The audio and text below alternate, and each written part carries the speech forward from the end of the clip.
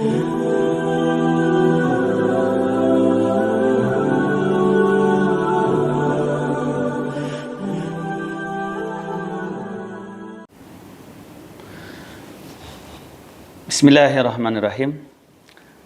Alhamdulillahi rabbil alamin. Wa bihi nasta'inu ala umuri dunya waddin. Asyhadu an la ilaha illallah wahdahu la syarikalah. Wa asyhadu anna Muhammadan abduhu wa rasuluhu alladzi la nabiyya ba'dah.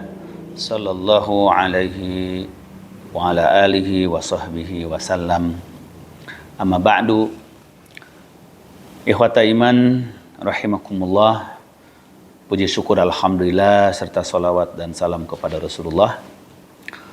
Malam ini kita dapat kembali memanfaatkan waktu kita melanjutkan mentadarus, mempelajari pokok-pokok akidah dan prinsip-prinsip tauhid di dalam Al-Quranul Karim dan Sunnah Nabi Sallallahu Alaihi Wasallam. Pada kesempatan yang baik ini, tema kita adalah terkait dengan firman Allah Subhanahu Wa Taala tentang kewajiban bertawakal kepadanya, dan bahwa tawakal adalah salah satu daripada unsur keimanan dan ketauhidan kepada Allah Rabbul Alamin. Sehingga di dalam Al-Quranul Karim, Allah Subhanahu wa Ta'ala berulang kali mensifati orang-orang mukmin yang sejati itu adalah dengan sifat bertawakal kepadanya. Sebagaimana Allah firmankan di dalam surah Al-Maidah ayat ke-23, A'udzu billahi minasyaitonir rajim. Wa 'alallahi fatawakkalu in kuntum mu'minin. Dan hanya kepada Allah sajalah kalian semua harus bertawakal jika kalian orang-orang yang mukmin, orang-orang yang beriman. Perintah bertawakal di ayat ini sekaligus diikuti dengan ungkapan jika kalian benar-benar orang yang mukmin.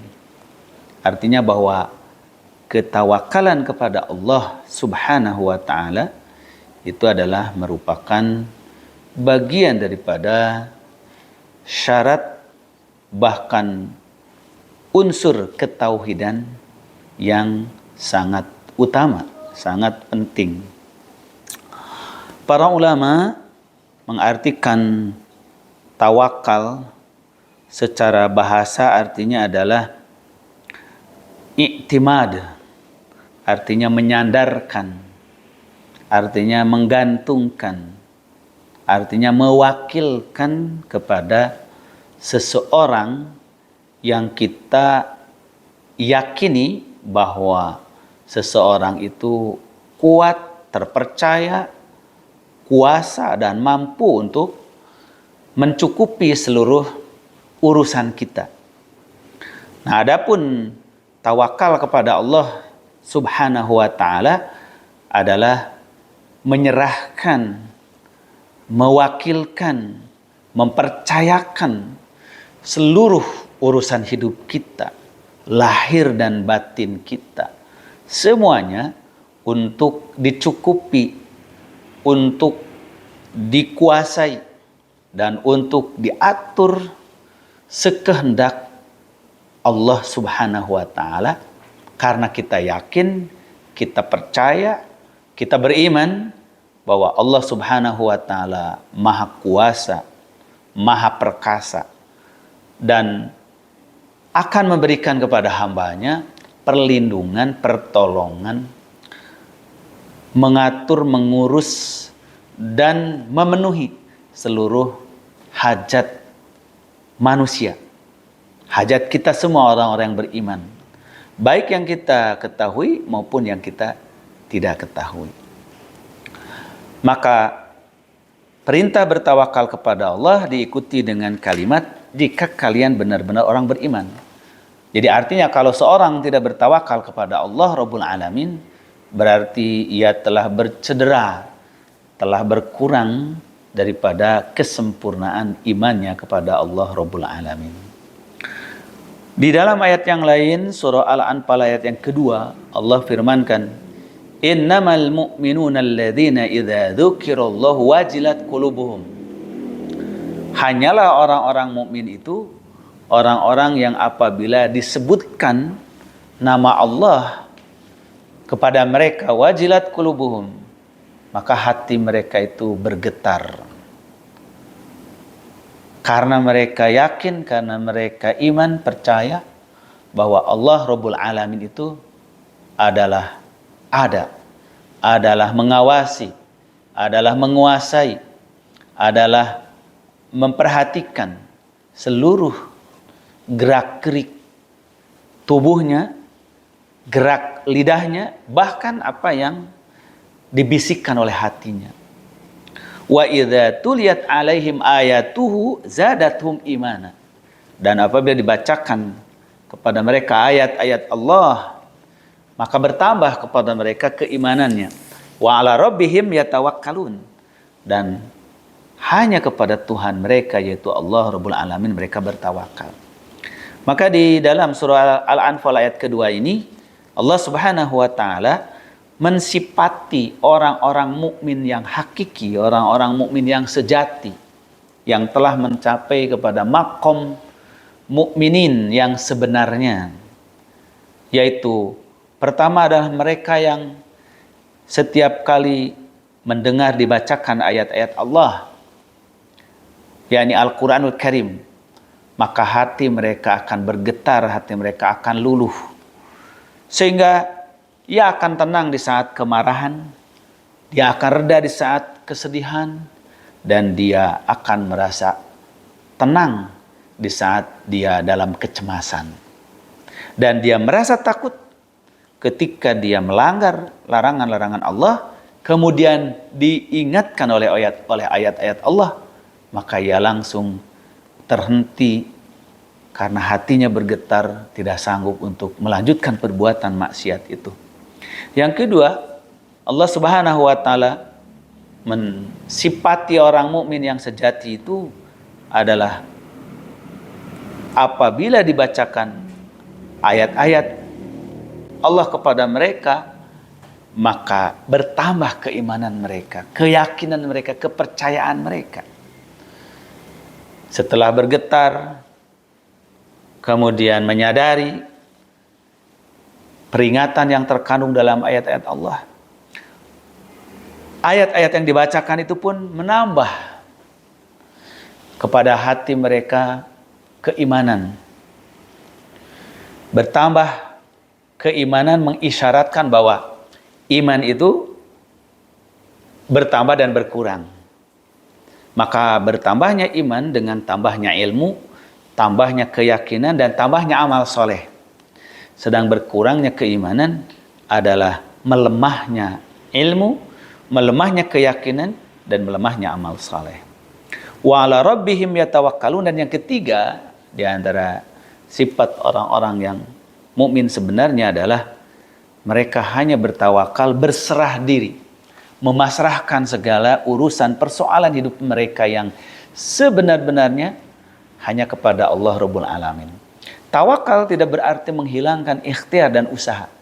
Tetapi ikhtiar dan usaha yang dilakukan seorang muslim, semuanya dalam kerangka keyakinan yang diperintahkan Allah.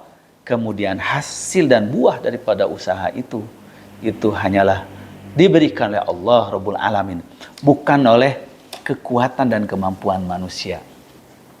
Dan di ayat yang lain pula, yaitu surah ke-64 ayat ke-8, Allah Subhanahu wa taala firmankan, ya ayyuhan nabiyyu hasbukallah wa manittaba'aka minal mu'minin.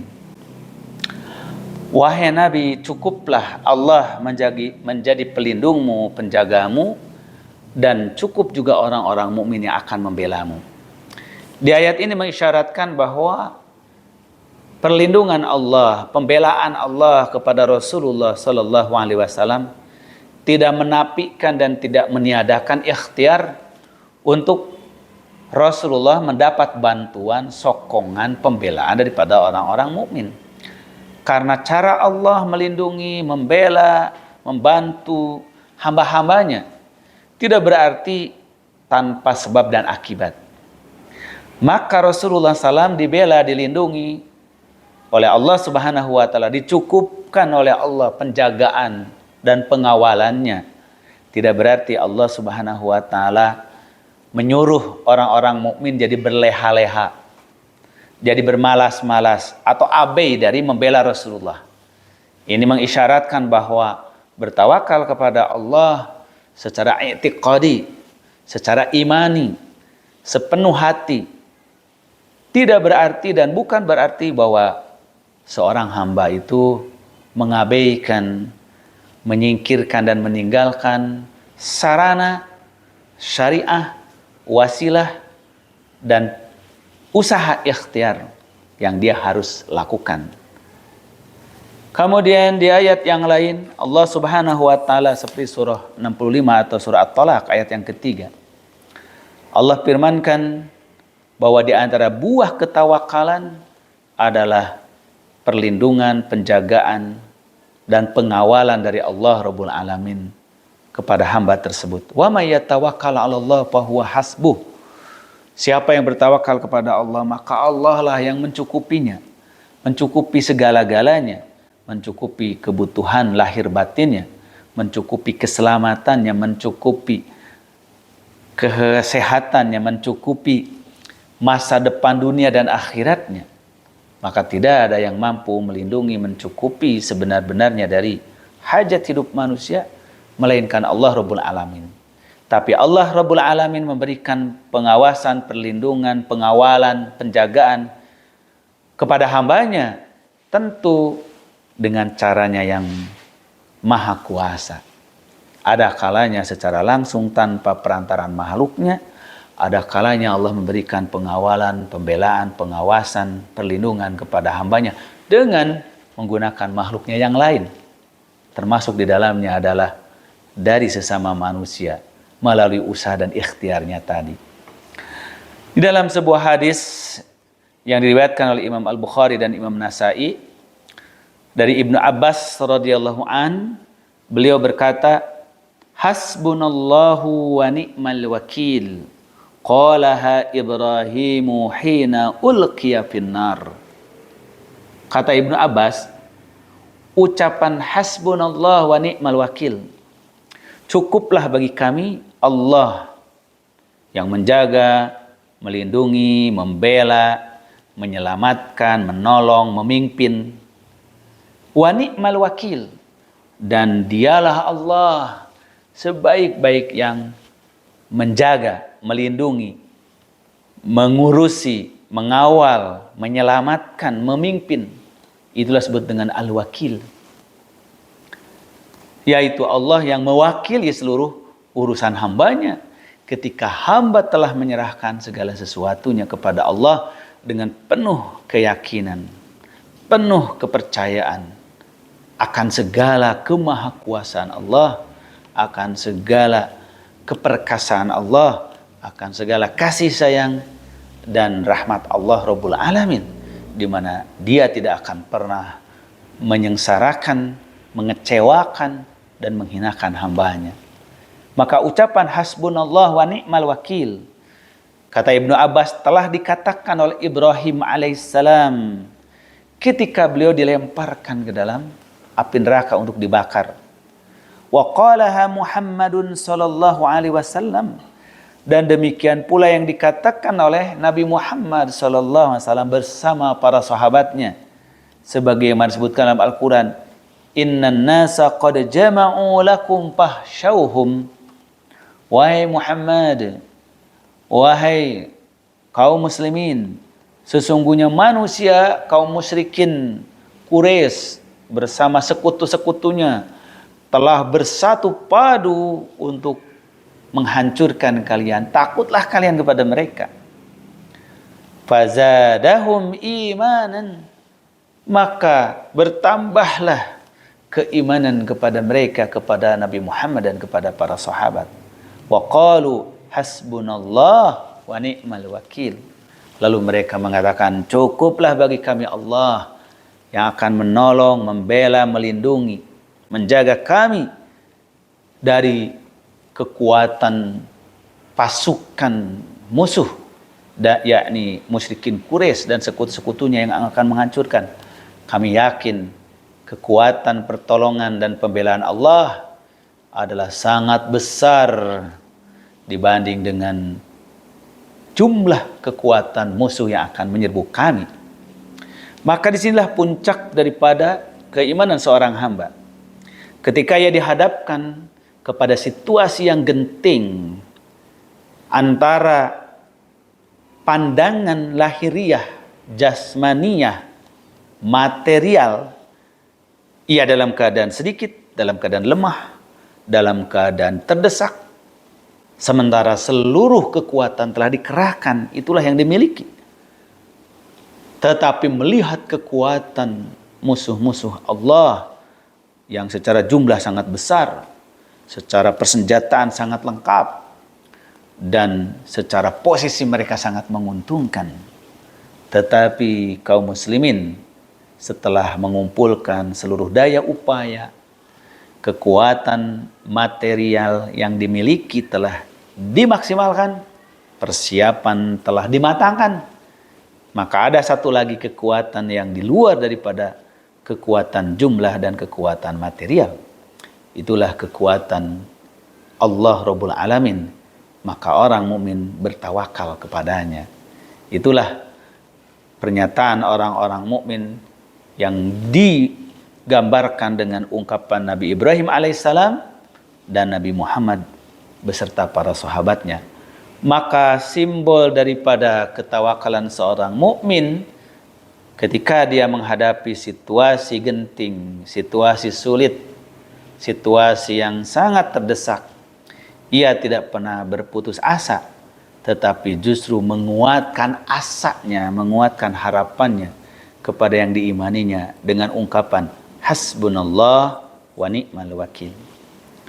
Ikhwata iman rahimakumullah, inilah bab yang kita bahas pada kesempatan kali ini. Semoga menjadi penambah kekuatan iman kita kepada Allah Rabbul Alamin dengan memperkuat unsur tawakal kita kepadanya. Barakallahu fikum. Subhanakallahumma bihamdik asyhadu an la ilaha illa anta astaghfiruka wa atubu ilaik. Allahu ya'khudhu bi aidina ila ma fihi khairul Islam wal muslimin. Assalamualaikum warahmatullahi wabarakatuh.